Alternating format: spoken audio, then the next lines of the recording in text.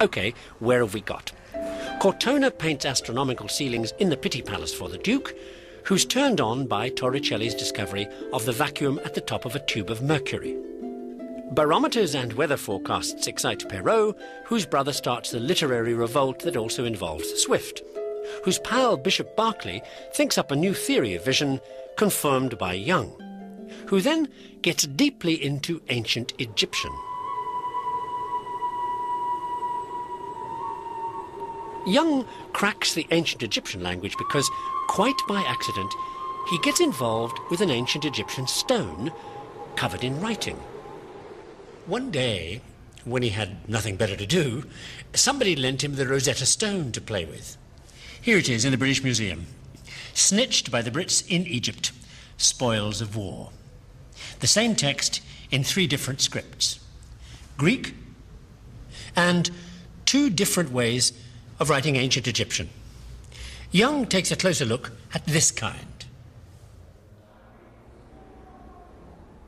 After a while, Young decides that the little groups of signs that repeat all over the place must be common words, like and that bigger groups that appear regularly could be some kind of title, like king, maybe.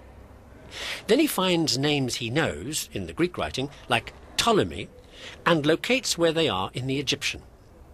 And sure enough, it all starts to make sense.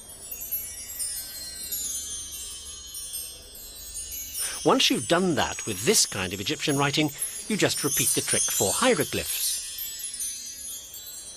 All this you can do thanks to this giant book, produced by Napoleon scientists after they invade Egypt in 1799, where, as I mentioned, the Brits clobber Napoleon and then grab the Rosetta Stone.